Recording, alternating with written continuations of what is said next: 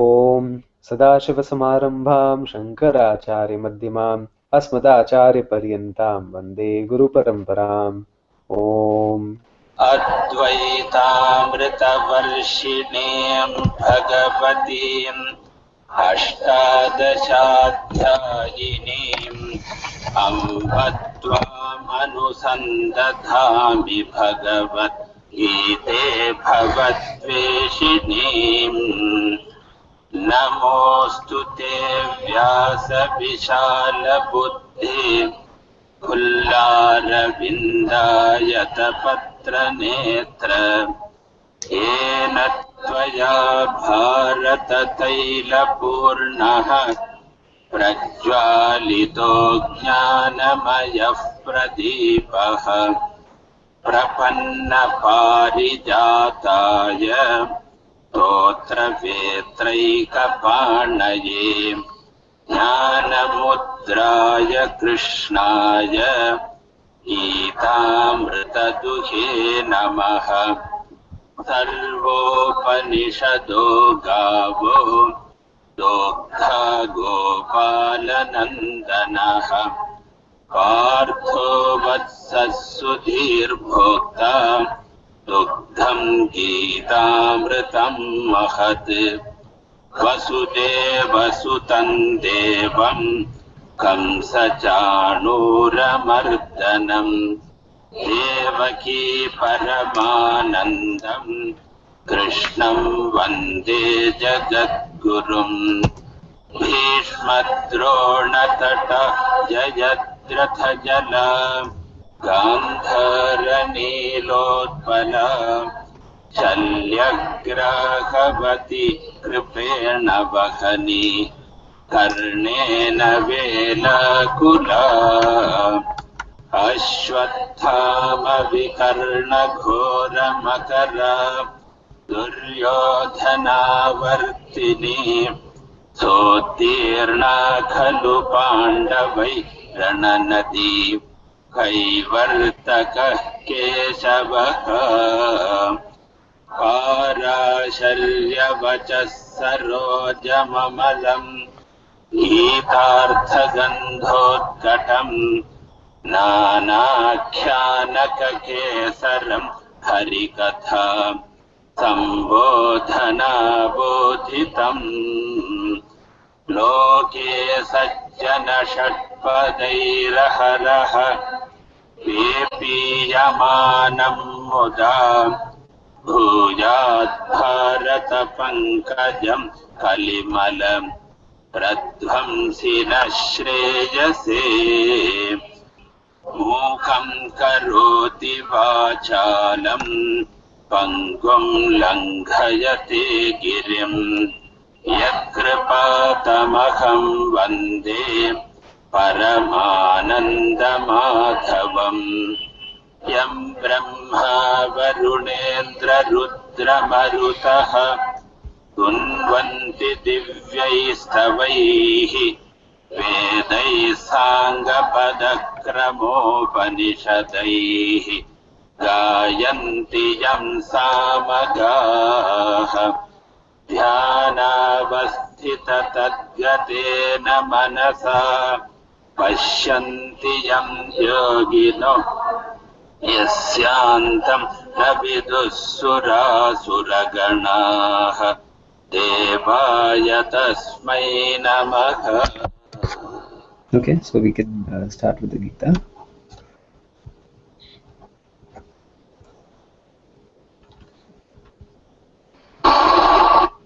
Alright, just sharing my screen. And let's take the following reading order. So, Shyamalbai.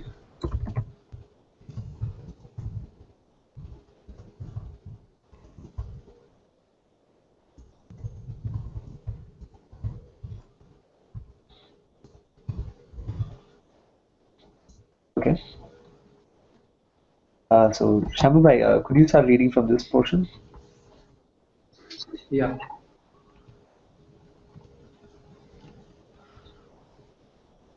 The sense organs as Ishvara.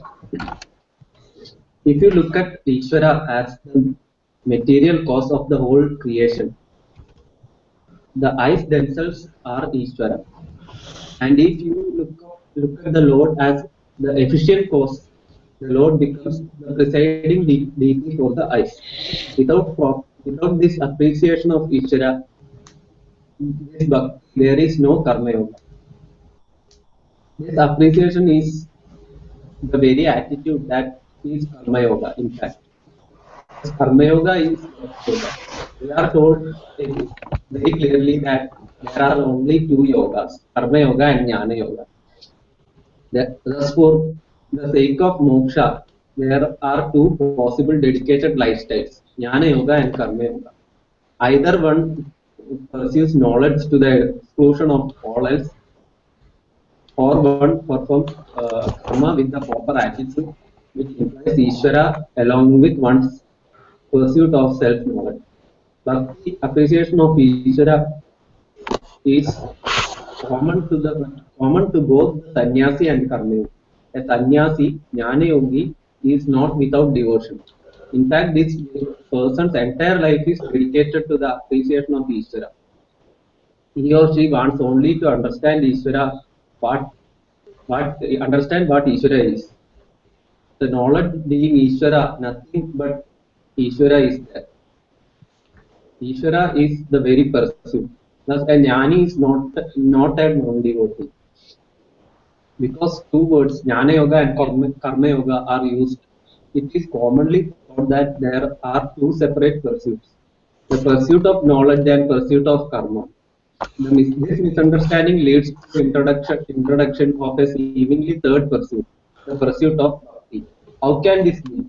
Suppose a sannyasi is one who renounces all action. Karma yogi is one who performs all action. Then there is a third person, and then there is a third person, Bhakti yogi. Does Bhakti yogi not perform karma? And if not, what will he or she do for Bhakti? To worship Ishvara, certain rituals have to be performed. Whatever the person does to express his or her devotion in action, a karma, is karma yoga in fact. All that is being done is karma. No, the Bhakti might say, I only sing Hare Rama. He or she may think that singing Hare Rama is bhakti, but it is action, a karma performed by the organ of speech, therefore called Vachigam karma. And if while singing the person also claps or dances, the karma becomes a Kayigam karma, an action performed by the limbs of the physical body. Therefore, karma is not only oral, it is also physical. In fact, this kind of bhakti can be so physical that it can totally exhaust the person. Okay. So let's spend a moment on this. So since Nehaji has just joined us today, maybe there might be some context that I can provide further. So when we look at Karma Yoga, in essence, it can be really reduced to one simple statement, or two statements perhaps, that whatever is it is that you receive it from Ishvara. We'll get to what Ishvara is in a moment. And whatever actions you perform it and you present it to Ishvara. So it is a sort of a yajna. So, if you can liken it to a yajna, a sacrificial fire, where you offer things during, say, when a person gets married, they go around the Agni also, right? So that Agni is a Sakshi over here. The Agni is a witness to this divine union between the husband and the wife. But then during some of these Vedic rituals, you also put in dravya into the Agni. And that is what you refer to as a yajna, that it's an offering. So similarly, any actions that we perform are an offering to Ishvara, because that turns everything into a sort of a sacred action in a sense, as opposed to just merely a secular action. There is no such thing as secular for us, because everything is dharmic, everything is connected to the idea and principle of dharma. So when we refer to Ishvara, it is very important to note that the concept of Ishvara that we subscribe to is not the same as what you would find in, for example, the Abrahamic religions, such as Islam or Christianity, where there is some version of God sitting somewhere in heaven or whatever, and doling out orders and giving 10 commandments and so on. So we don't accept that form of Ishvara at all. Rather, for us, Ishvara is the very material cause of the entire Jagat. So when you refer to a pot, the substance of the pot is the clay. So it is a very clay that appears as the pot. There is no clay that is separate from the pot, nor is there any pot that is separate from the clay. The pot is only a name and a form that is imposed upon the substance that you refer to as a clay.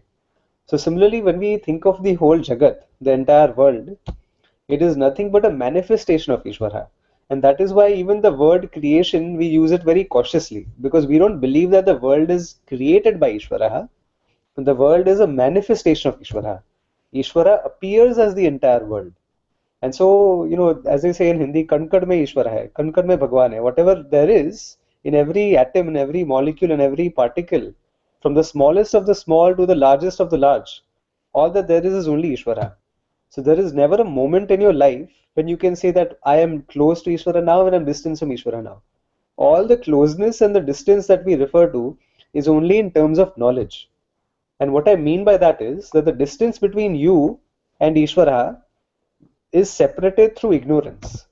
The fact that I am ignorance, that all that there is, including myself, including the very self, is Ishvara, and ignorance of that fact is what distances me from Ishvara and creates an apparent sense of duality. So this is our, in a nutshell, concept of Ishvara, the notion that all that there is only Ishvara. So now Ishvara being the material cause is also the efficient cause, because if you look at the Jagat, everything has a purpose, everything has an intelligence. I don't mean again to categorize. I'm not referring to any notion of intelligent design, which is very commonly taught in Christianity. That is completely different, where they believe that okay, there is a God sitting somewhere who has designed the world, and then he sets the ball rolling, and everything kind of like appears as per his design. But over here, we actually say the Hindu version, which is very different, is that all that there is Ishvara. That is the first thing we covered. But this entire manifestation itself is ingrained with intelligence. Every aspect of it has its own purpose. Whether you look at an atom, it has a purpose. Whether you look at a molecule, it has a purpose.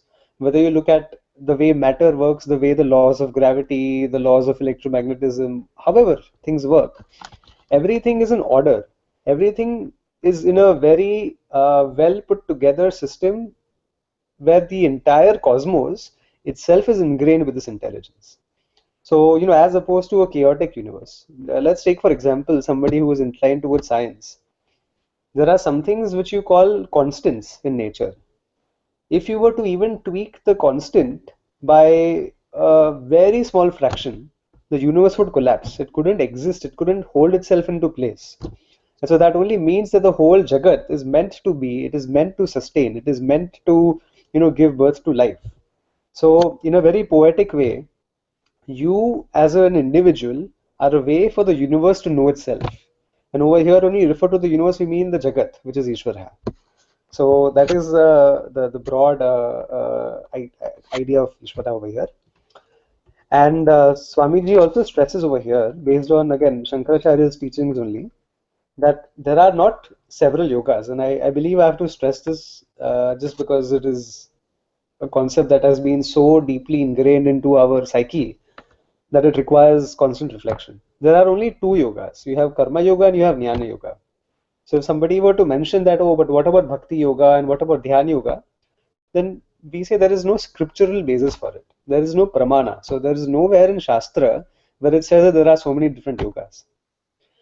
As far as the two lifestyles are concerned, there is Karma Yoga, which is the path of action and the predominance of action. And there's Jnana Yoga, where there's a predominance of pursuit of knowledge. The grihasti, householders, married individuals, couples, and so on, they are primarily those who follow karma yoga because they have a lot of responsibilities, a lot of duties. They may go to work, they may have family obligations, and so on. So all of this comes under the purview of karma yoga. And then you have the sannyasi, who is given to the exclusive pursuit of knowledge. So the sannyasi who is donning the ochre or saffron robes is doing so in order to pursue self-knowledge. And it is not that they are exempt from karma yoga, but the predominant lifestyle for a sannyasi is the pursuit of knowledge. And so they are jnana yogis. So this is a distinction we would like to bear in mind. And so then the idea of Bhakti Yoga is introduced. And Pujya Swamiji explains over here that Bhakti itself, whether you're singing a kirtan or you're doing a bhajan or you're performing a sort of worship ceremony in a temple, all of these are different forms of action. And therefore, even Bhakti as an action comes under the umbrella of Karma Yoga. And so there is no such separate yoga as Bhakti Yoga. In fact, Bhakti Yoga, as we'll see in the next section, is Karma Yoga. So before I proceed, are there any thoughts around this? Thoughts, questions, comments? Okay, maybe as we look at the next one, it'll get more clear. I think Gunjanji had just dropped off the call, so if she can read. Yeah. Bhakti Yoga is Karma Yoga. Bhakti is the recognition of Ishvara, and any karma done for the sake of recognizing Ishvara is yoga. Even if you meditate mentally, it is bhakti because the Lord is involved. It is also a karma because you are doing it with your will. Any action that comes of your will and is invoking someone is a yajna, a karma. Therefore, the expression Bhakti Yoga is to be taken as Karma Yoga, Bhakti being a common element. Similarly, Hatha Yoga is a discipline which is a sadhana or indirect means for moksha. Any discipline is either for Antakarana Shuddhi, purification of your mind, or for the integration and coordination of the physical body. Because there are a number of disturbances and many kinds of deficiencies possible in a person, various disciplines can be helpful. Any discipline is yoga if the purpose is very clear. If not, it can be a problem. Even karate can be yoga as long as it is not done to make you feel invincible. The purpose is not to kick someone but to gain a certain degree of fitness and coordination. When there is commitment to Ishvara, everything becomes yoga. A means there is no a means there is no discipline or activity that we can say is not yoga if the Lord is involved. In the fourth chapter, we will see how many types of activity there are, and that with these, everything is covered. Who is doing it? The person's attitude, the purpose for which an activity is being done. All these make any activity a sadhana, a yoga. It is important to understand then that although yoga has been divided into many different types, the Shastra makes it clear that there are only two, in fact, Karma Yoga and Jnana Yoga. For the Jnana Yogi or Sannyasi, knowledge alone is yoga because the person is absolved from all duties. It is not that the Jnana Yogi does not do any karma whatsoever. It is just that the person is absolved of all obligatory duties.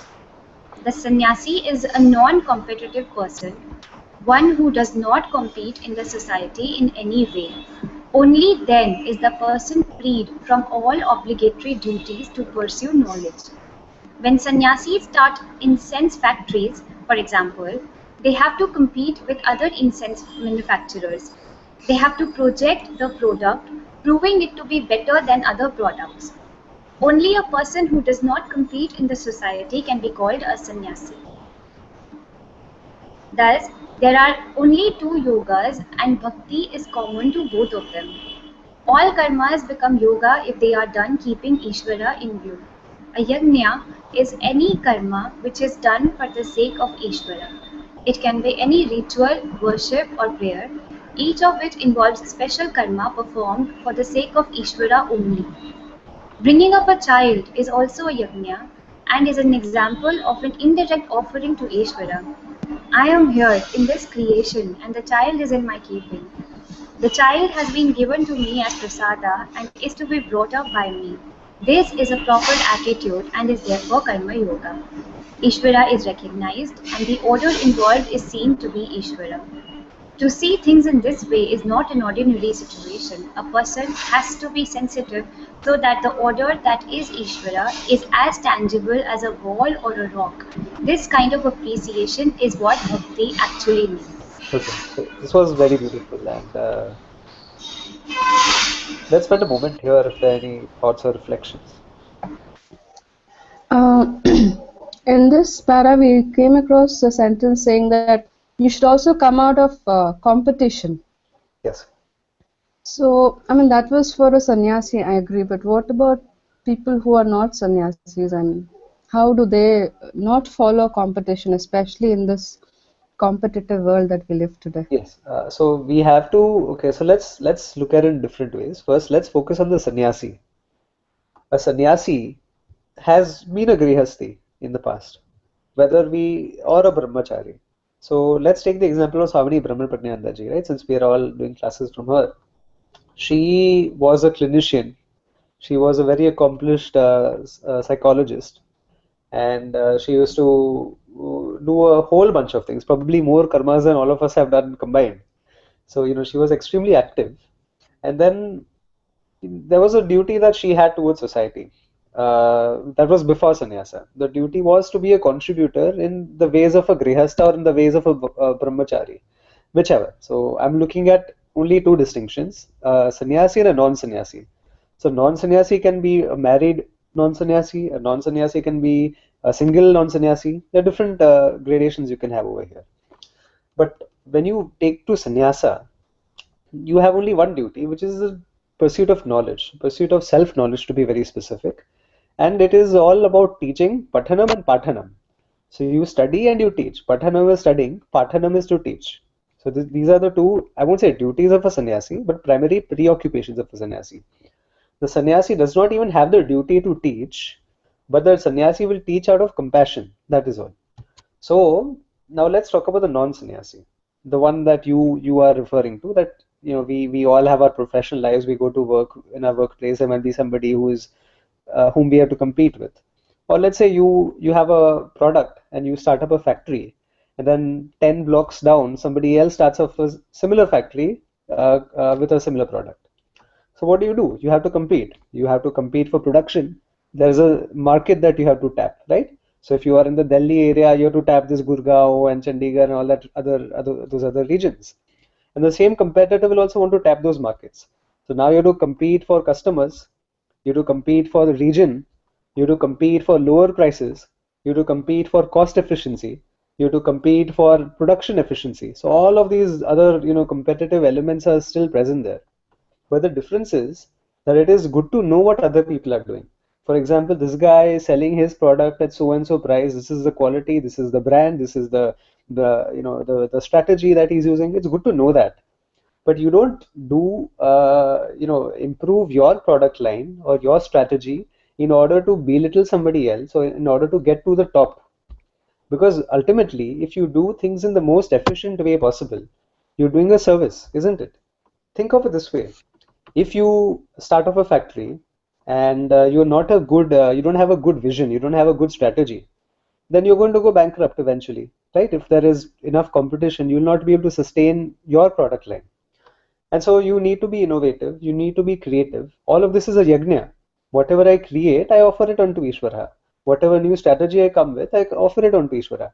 Ultimately, whatever my final company revenue is, that is also prasada from Ishvara. And any innovation that I perform, whether I come up with a cutting new technology which is going to drive my production at a very low cost, then that also you can contribute. You offer it to Ishvara, that whatever vritti I have come up with, whatever thought form that is there in my mind, it has come to me from Ishvara, and the implementation of that is also to Ishvara. So what I'm saying is that everything, even what might appear as competition, can be done with a sense of karma yoga. And ultimately, it is your duty, that is your swadharma. You are given to a certain role. So if you are a brahmana in terms of karma, then your role is to teach, and you have to teach to the best of your abilities. You cannot be lazy over there. You cannot be inactive over there. You have to be proactive. So similarly, if you're in a karma vaishya, which is that you're in the profession of business or manufacturing or whatever, then you have to do it to the best of your abilities, because that would be the fulfillment of your purpose, whatever your purpose is. So any role that you play, whether it is a role of a parent, the role of an employee, the role of an employer, the role of a manufacturer, the role of a teacher, the role of a grandfather, whatever, any role that you play, if you play to the best of your ability, there is no way that you can lose. you will do better, you will produce more, you will perhaps even gain more monetary benefits from that.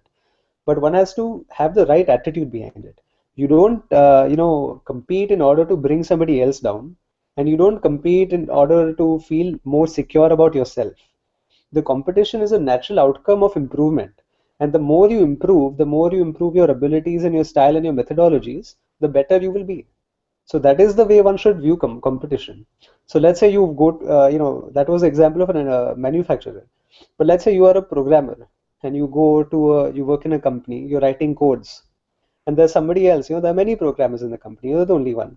But now you don't see that, oh, that guy's written such a good code. Now I have to write a better one. Don't even look at that person. Do the best that you can. Study something extra if you have to. Learn some new techniques. Go to google.com or Stack Overflow and find out new ways to write in the syntax. And you'll become better yourself. And you'll find that as you become better, you'll be rewarded also equivalently. So the proportion of hard work and effort that you put into improving yourself, the reward will also be proportional. But now it is possible, and some people say this, right? Ki, oh, I've worked so hard towards this. I've, completely exhausted myself. I've done so much, and still I don't get anything. That is also okay, because you can only have control over your actions. This takes us back to karmane vadikarasti ma phaleshu kadachana, right? That verse from the Gita, that you only have control over your actions, you don't have a control over the results. And therefore, even the result you receive, whether it is favorable to you or unfavorable to you, that is also coming to you with the attitude of prasada buddhi. So just to reiterate what prasada buddhi is, prasada buddhi is the attitude of accepting whatever result it is with a subdued sense of ragadvesha, that there is not too much like or dislike involved in what you receive. You receive it with grateful acceptance. So prasada buddhi, translated in a single expression, is graceful acceptance. I gracefully accept what has come my way. It could be something that I may not necessarily like, but I still accept it with some grace, with some dignity, with some equipoise. So that is how one really views competition. Competition is not really against other people, but it is it is striving to better yourself in whatever field or area of life you are in. And if you do it that way, then you will see that things such as jealousy, insecurity, it will not come in the way. Because you're focused upon your work, not whether somebody else is better than you or worse than you. Because sometimes people also get this ego boost, right? When they see that, oh, I am better than that person. Chi chi chi chi, that person's code is so dirty. I can write that in 5 seconds. He took 5 hours for it. Somebody may get an ego boost from that also, that, oh, I am technologically superior to this person. I have more information. I have more knowledge. I'm smarter than this person. I make more money than this person. If competition becomes about the other guy, that how much better than that person I am, then guess what? You are bound to be disappointed. Because even if you are better than 100 people, there will always be one guy or one girl who's going to be better than you. And when you look at that person, you're going to burn. वो जलन होती है, as they say in Hindi, that you'll feel very jealous, and you'll feel somehow that you have lowered your own stature in your own eyes just because somebody else is better than you.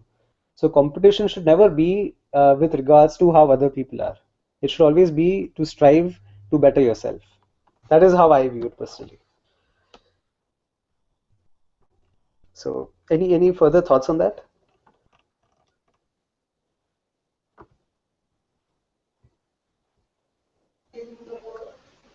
No, that was a nice explanation. I think it covered all the things that I wanted to ask about. I see. Thank you.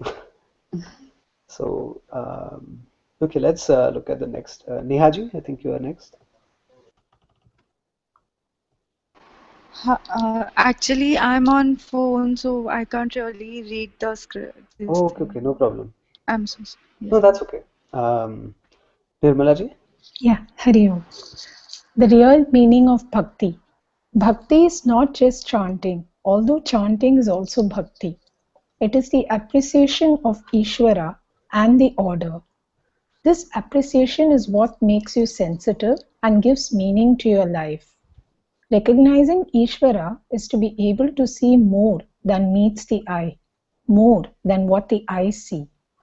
Bhakti is an appreciation of what is behind and what is in front, the order within the order, seeing everything as Ishvara.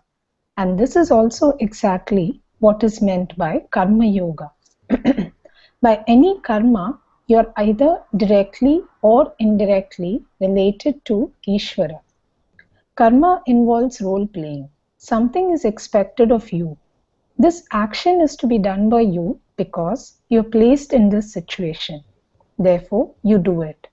This is how Ishvara's karma works. Otherwise, why are you in this place at this time? Why are you not elsewhere? There is a meaning here. You are in this place at this time because there is something to be done by you. This is the law of karma. You see that there is a meaning and that the situation is not a random one. Everything seems to have a cause and an effect. There is no randomness in the creation. To use Einstein's words, the Lord does not play dice. Even if he did, being omniscient, he would know exactly how they were going to fall. Otherwise, he would not be Ishvara. Therefore, he has no need to play dice. Situations do not happen randomly. They happen because they have to happen. If this is understood, you will find that everything, even relationships, become meaningful. To worship the Lord by doing what is to be done by you definitely requires that you see more than the eyes can see. You have to appreciate what is beyond the hands that perform the action, not merely the desire, but what is behind the desire. You should appreciate that the desire itself is born of Ishvara. This kind of appreciation is bhakti. In this way, the performer of action worships the Lord indirectly. Thus, there is a twofold yajna, direct and indirect. When you perform a karma, a yajna in the form of a prayer, there is a direct relationship between Ishvara and yourself. You either invoke Ishvara in the form of a devata, a deity, or you invoke him as a Lord straightaway. Either way, there is a bhakta, a devotee, and there is a yajamana, one who performs the karma. You can do the karma yourself, or it can be done by someone else by proxy, as when you ask a priest to conduct a ritual on your behalf. Either way, the result comes to you alone, the yajamana. Yajamana. Yajamana, thank you. Very nice. So, anything to discuss for here?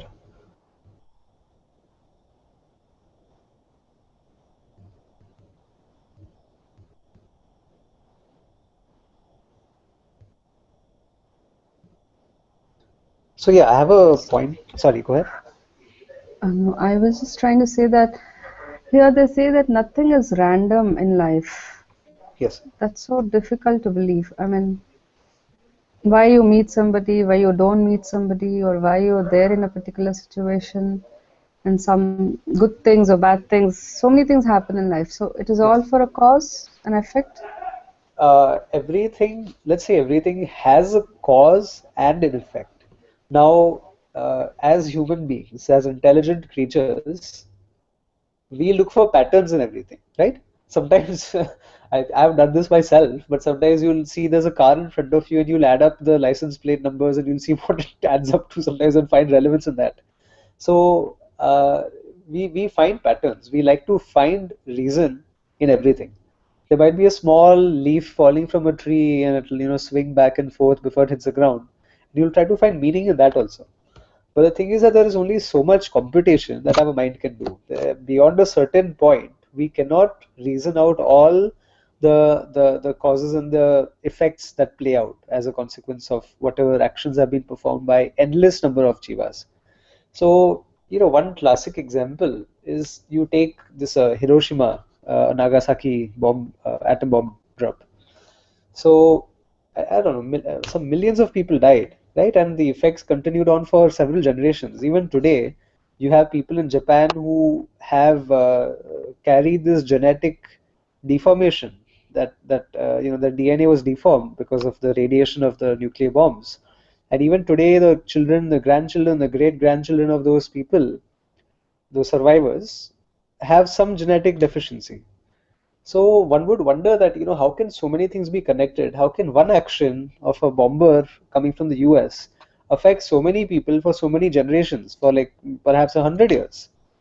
And the answer is that it is not for us to be able to compute, because again, as Krishna Bhagavan says, that we only have control over the actions, and to a certain degree we can try to rationalize ki, this is the result approximately of so and so action that I've performed. But to be able to connect everything together would require an infinitely large processor, because there is so much processing to do that it is beyond our capacity. In fact, I would say that it is impossible. You can spend 1,000 years writing down this karmic equation and you'll still make no headway, because everybody's journey is intertwined with everybody else's, right? So we are not individuals who perform actions only for our own sake. You have a free will, I have a free will, everybody here has a free will, and there are 7.4 billion people, which is, by the way, the new population of the earth. Last I checked, it was 7.2. The 7.4 billion people who each have their own free will and their own way of affecting everybody else. So, in short, it is impossible to know, but definitely what we have to understand, what we have to acknowledge, the important part is that everything is in order. Everything is in its place. There is a schema within which everything functions and everything works. And even what might appear as random may have had a cause in the past which we are not aware of, because we cannot regress backwards to that point which led to that certain action. So when we talk about prarabdha, it is a simplification. In fact, prarabdha is also model, but really it is CPK. There's a collective prarabdha karma of all the jivas intertwined together that are coming into fruition. So when a person is born in a certain family, it is that child's karma to be born in that family, isn't it? But at the same time, it is also the parents' karma to have that child in that family. And then it might be, the person that child will get married to in the future, that to an extent it may be their karma that this person is going to get married to me and all. And the thing is that there are so many complications that for every free willed action you perform, there is a slight variation in your prarabdha karma. There's a slight degree of change, but you can only stretch it so far. So it's like an elastic rubber band. It's not like a solid string, but it's an elastic string where you can stretch it a little and you can compress it a little, but only beyond a certain point you will not be able to stretch it anymore. So this is where prarabdha karma and free will comes into place. So sorry, for context, prarabdha karma is what you very roughly refer to as your destiny, but I don't like using this destiny thing because it has been appropriated by these spiritual people. And if you see this documentary or book, The Secret and all, they use these things. So we don't prefer using these expressions. Let's just call it prarabdha karma. So prarabdha karma is the baggage of karma that you enter into this life, this human life or this animal life or whatever life with. And as the prarabdha karma plays out, different events will bear fruition in your life. But at the same time, we have another ability, which is free willed actions. And that is what you call agami karma. So not only do I reap the results of my past actions, but I also have the ability to create new actions and new results. Those results may come to me immediately. For example, I throw a ball up and the ball comes back in my hand, right? So that is an action and a consequence that is very immediate. But then there might be some certain actions which I perform which do not bear immediate result. And so that is again restored back in my karmic account. So it's all intertwined. There is no separation between free willed actions and prarabdha karma. It is a mixture. It is kind of like trying to separate water from milk. You cannot do it. So that is in short the response, that everything is in order, but it is not completely for us to understand. So even if you think about it, as going back a little deeper into the Upanishadic statements, the student asks in the Upanishad that what is it knowing that which I will know everything else, right? This is in Mundaka Upanishad. So knowing this, what is that knowing which I will know as though know everything that is to be known? Now, one may be like, oh, that is a stupid question, right? There are so many things to know in the world. I have to know astronomy, I have to know cosmology, I have to know nuclear physics, I have to know rocket science, I have to know genetics, I have to know biology, I have to know medicine, I have to know law, I have to know this, that. There are countless areas of knowledge where we are completely ignorant. And now here is a student who is asking, what is that knowing which I will as though know everything else? So you might be like, okay, that's a kind of a loaded question. It's perhaps there is no answer to that. Perhaps the answer is that you cannot know everything. But then the Guru says, Brahman, tad with I might get the verse wrong, but tad videna sarva vidya bhavati. Tat jnanena sarva jnana bhavati. Whichever. Knowing that everything is as though known. And why does he say that? Because you know the cause. The cause is Brahman. The cause is only one. The effects are manifold. There are billions and trillions and quadrillions of effects, but the cause is only one. If you know the cause, you as though know the effect. If you know the clay, you know the pot, you know the saucer, you know the dabba, you know everything. Everything that is made of that clay, all the different types of shapes, the vase and the vessel and the dish and whatever, all of these things that are made of the same material, if you know the material, you as though know the different forms. So similarly, in this respect, once you know that there is an order involved, right? This order, these laws that govern the cosmos, what you refer to as order or what you refer to as dharma, once you understand that there is a certain order, you need not know the specificities of the detail.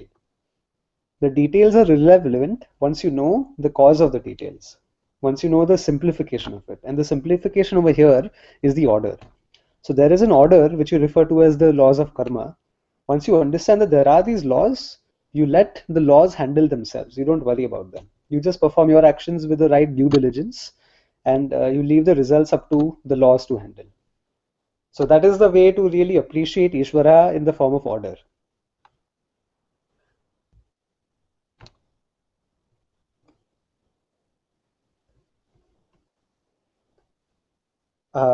Any further thoughts before we proceed to the next?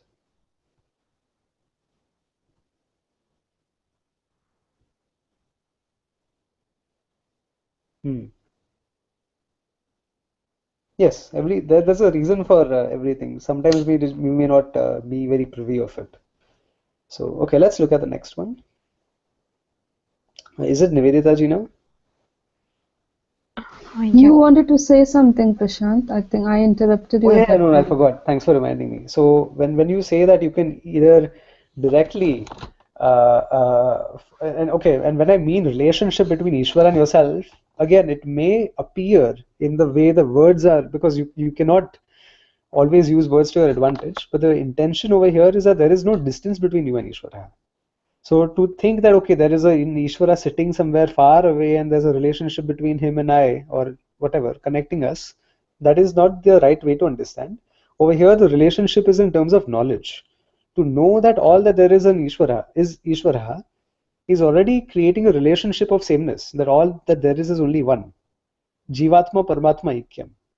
So when we offer things into a yajna, uh, like during marriage, right? When I got married 2 years ago, I had to offer certain things into the yajna, and then there is a devata, there is a presiding deity for everything.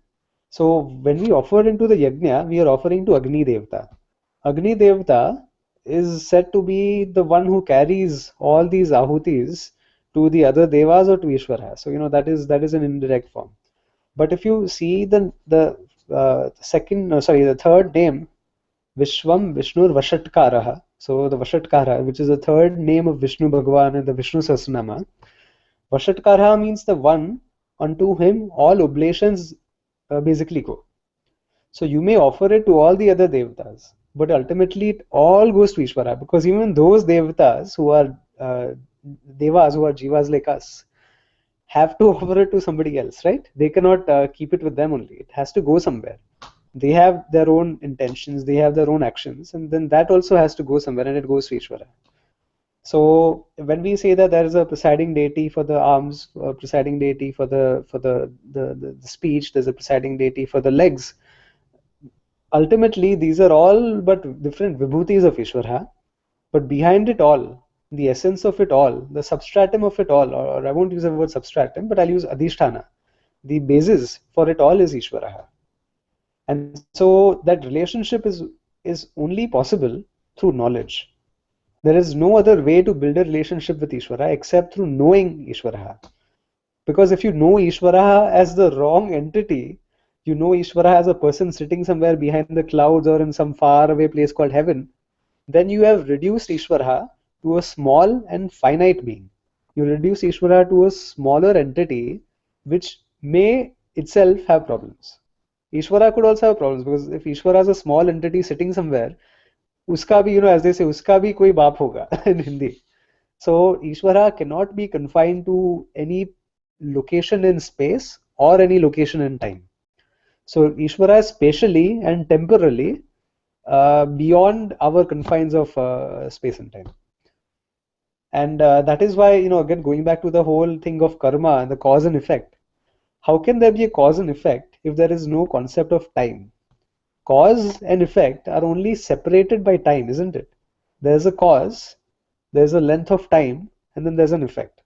But if there is no length of time, the cause and effect are simultaneous in a sense.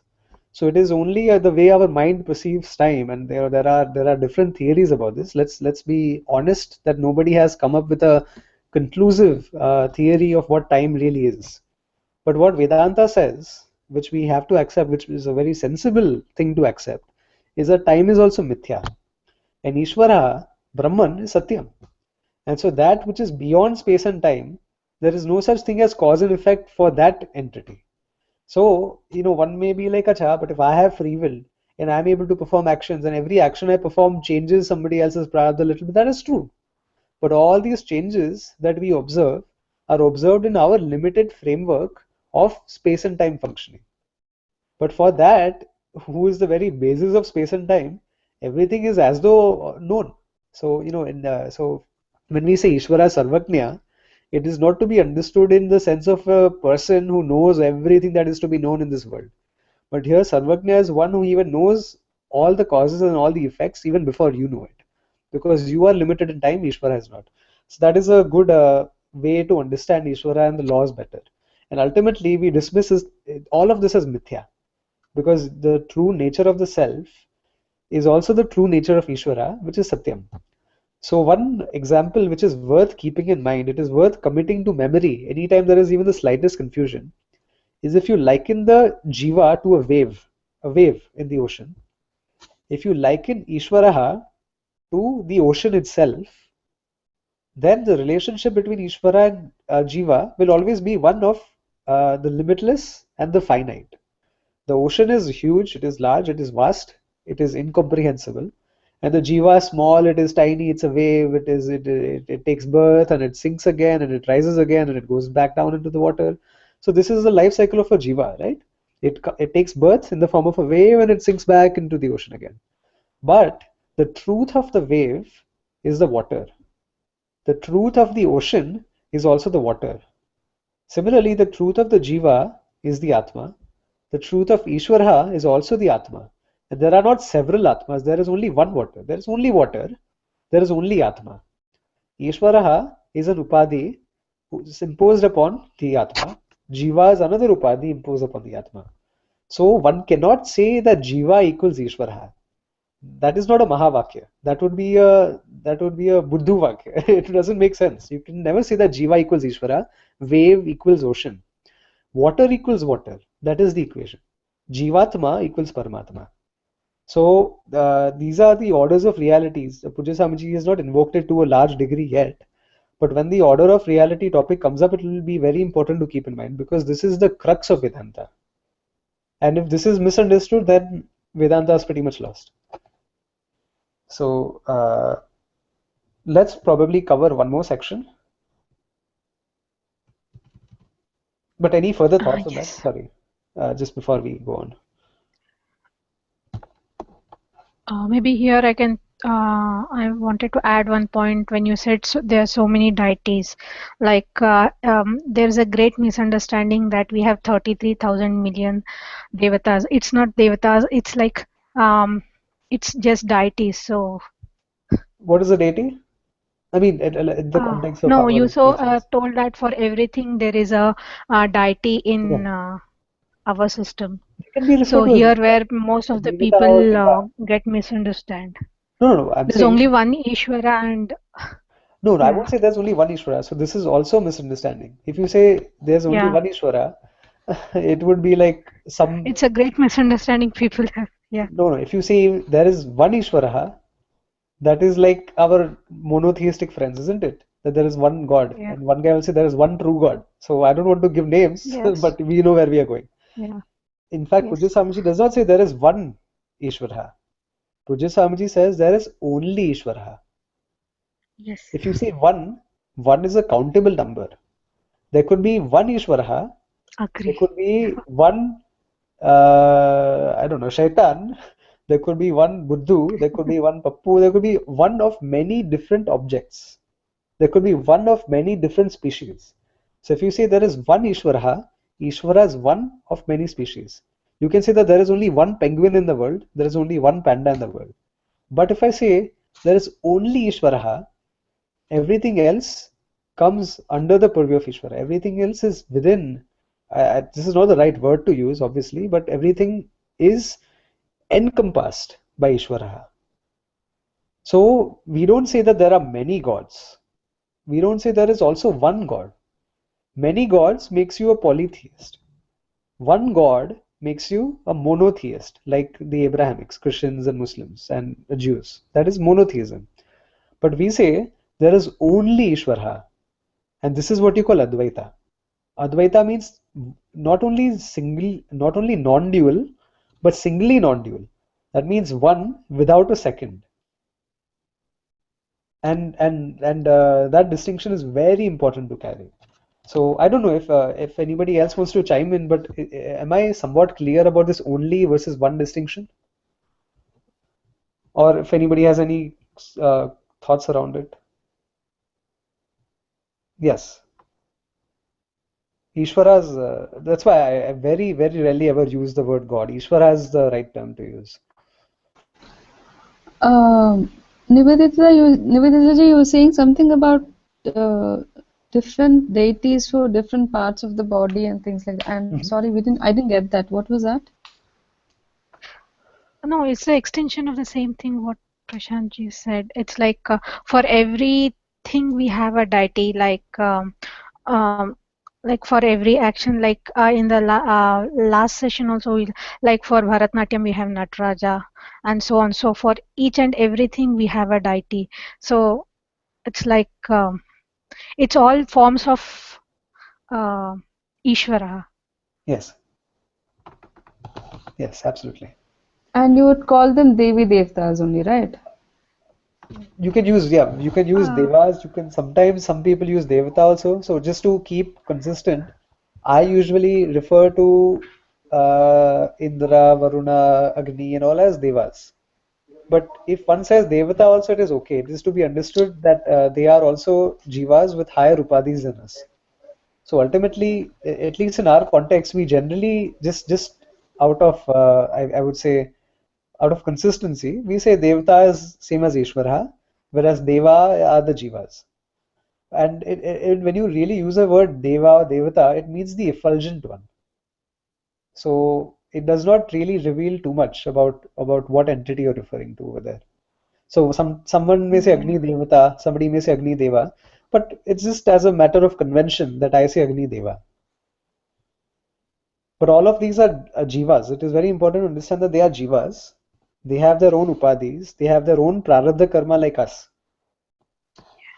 They are also a part of material world. Yes.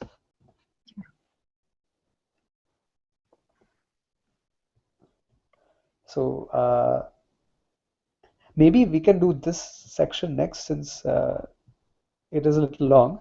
And I think I'm just going to probably spend a few minutes after this sitting with Nehaji, just going over some of our old Tattva Bodha topics. So if it's fine, can we close off for now? I have to rush off in 30 minutes to renew my license.